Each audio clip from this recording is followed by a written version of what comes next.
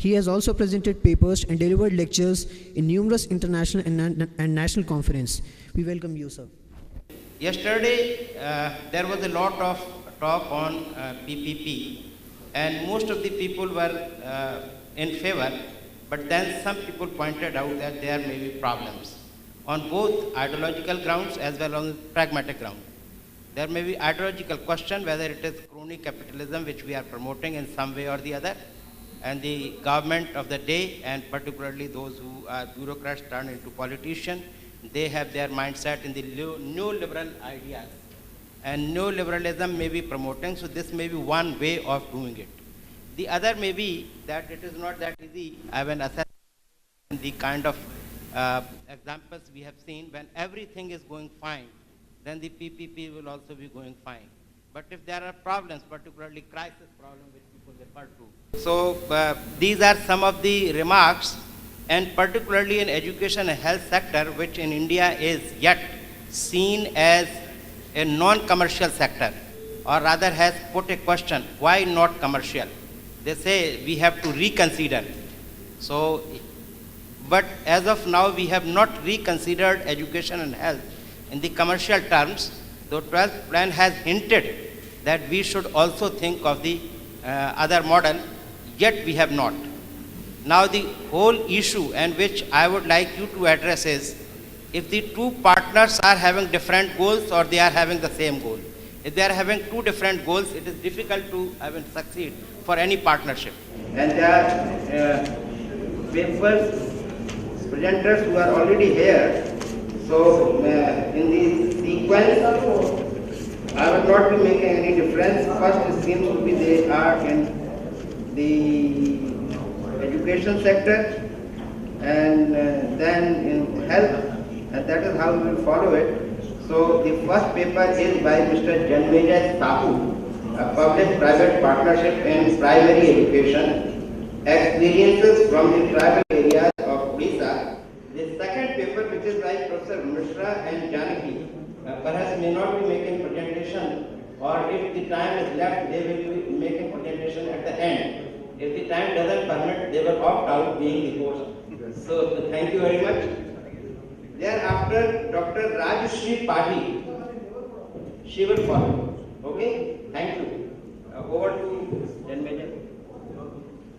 Respected guests on the dais and off the dais, I am Janmejay Sahu. I am doing PhD in Central University of Hyderabad Political Science. And here the topic, the paper title is PPP in Primary Education Experiences from Tribal Area of Odisha.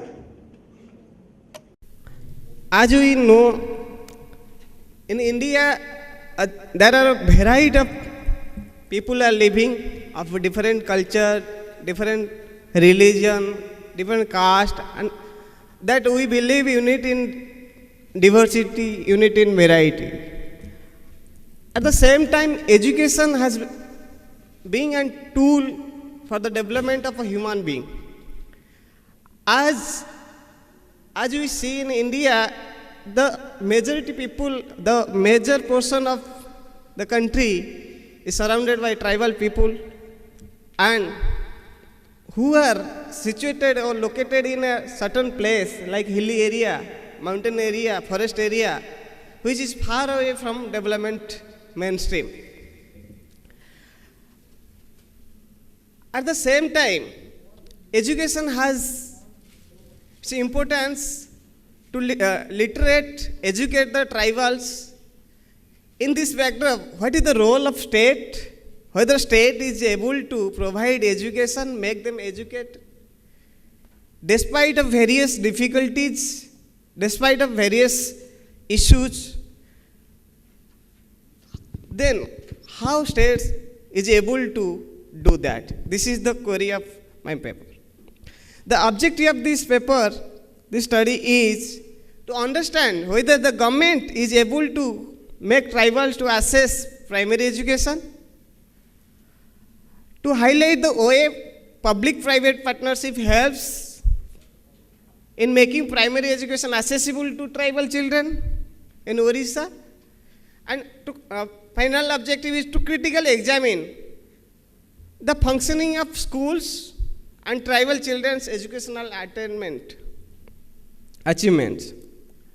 As we know, there is a constitutional provisions and well defined as per directive principle of state policy, in Article 45. It has very clearly stated that within 10 years of promulgation of Indian Constitution, the state has to take all steps to educate the children up to 6 to 14 years. Again, through 86th Amendment Act 2002, a new article come up, 21A, which states that state should do all necessary steps to educate the children, those are under 6 to 14 years of age, as right. It has stated as right to education, that every child has right to have education, and it is the state's duty to provide it. At the same time, again, the Article 51A again provides a strong instrument to parents and guardians that it's your duty to make children to access education. So, if we conclude, then the state as well as parent, they both have role to educate their children. At the same time, right to education, as we all know, Right to Education Act 2009, it has come, and it is further facilitating primary educations. Then the question is, why we need the PPP in education? Yes, the need of PPP is there because where the places are there in India, particularly in Orissa, where the development is unable to reach there. There is a lack of infrastructure, lack of electrification, lack of drinking water, lack of road. The situation is that the government teacher are unable to go that. Even though they are unable, they are not interested also there to go. Because the huge, the condition of that place is nearby 30 kilometers from plain area. 30 kilometers from plain area. Like this. The Odisha tribals live in hilly terrain. As we know, tribals have a rich cultural traditional bond. At the same time, the surroundings are full of mineral resources, natural resources, which is the attraction point by private companies. They used to come for iron ore, manganese, or various mineral resources. However, they don't care about their people's development. Those are staying there, and the most disadvantaged people are tribal people. Again, to imbibe education among tribal located in that isolated hilly area is a major reason. The PPP is known as third way to resolve the issues towards educating tribals, and it also encourages the participation of local residency to increase the enrollment of tribal children.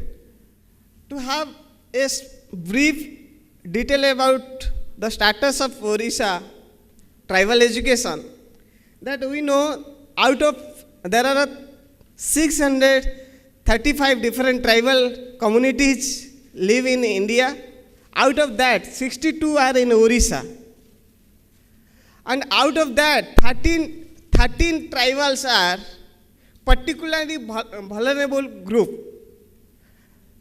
And these tribals, most of 9 districts of Orissa are dominated tribal population, that is 66% tribal people of Orissa is only in 9 districts. And it covers in 20 blocks of 12 districts, total population of ST, scheduled tribe population. And Orissa has third largest tribal population in India. About 66 lakh children under 6 to 13 years age are in school, out of which 17 lakh are scheduled tribe children. Again, 1.87 lakh children under 6 to 13 years age are out of school, from which 0.9 lakh are from scheduled tribe. And the tribal literacy in Orissa is 37.37% in compared to India's 40.10%. It's very low. What are the methodology I have adapted for the study? As it is a small study, it is the methodology was followed a qualitative study one, and unstructured interview schedule I have taken, and I have interviewed 2 contract teachers who was sponsored by PPP private agencies on contract basis in government schools. And the area of study is purposefully chosen as it is the hilly area and surrounded by private companies, and mineral resources are there, and lack of development infrastructures or development facilities are there. And the limitations are that the findings cannot be generalized. However, it is it has a meaning, and the time consuming and cost effective was limitations. I have taken Sundargarh district, which is a major tribal dominated district, where the 74.13% are literate according to 2011. 2 schools I have taken. One is primary project school of Kriyakudar and Kadalia project school, upper primary school. Both are in one panchayat, and it is situated in a border area of Keonjhar and Sundargarh district. If you will see the Kriyakudar project primary, that is both Munda tribe especially are there. And it is seen that there is no gender difference among the tribal children, those are coming in school. And there is a language problem. However, the teachers are managed to solve this language problem by the help of that midday meal workers, as they are from local community. And there is a low tribal students attendance because they are engaged in agricultural activity, parents associating parents and family. And to nutshell, the findings are the role of PPP in education is significantly important, and it's a help to engage local community member as a teacher, that it chooses the teacher from that community, nearby school. And 50% of scheduled tribe girls students comes to school is seen in compared to boys, and contact teachers are able to motivate parents of scheduled tribe children to school, and increase. It is seen that increase enrollment, and language is barrier. However, they are manageable as teachers from also tribal community, and out of school and dropouts children are being motivated and being checked. My suggestion are that schools located in tribal belt in such a area to be given special look by government. Our PPP should be encouraged in this area, followed by proper mechanism to control, and more teachers and adequate facility to be provided, and development of school environment, provision of electrification of schools, drinking water facility, toilet, playground buildings to be given. Those are absent there. As salary of contract, as they are getting 2,000 per month only, sponsored by a private body. So they have suggested that we need increased salary. In conclusion, I would like to conclude that there is a role of civil society and all stakeholders to take care of their education as the isolated place, tribal people can come forward to the mainstream. Thank you, sir. Thank you. Two teachers are, Are they? no, government. They are government. Government school, two teachers are in PPP mode. PPP mode means on contract. On contract, yes. Contract is not PPP. By sponsor, contract in this is by sponsored by the mining company. Thank you. In delivery of midday meal scheme through public-private partnership. So this is one component where the public-private partnership can be thought of, as has been emphasized in different government reports. So please. Very good morning to all of you, respected dignitaries, and respected to Professor Khan and Professor Ahmed from Jamia Millia Islamia, and Professor Chobe from Indian Institute of Public Administration, Professor R.K. Misra, Director, Institute of Public Enterprises, and Dr. Rajesh, who is the seminar convener, and all the delegates who are from ICPE, and my friends from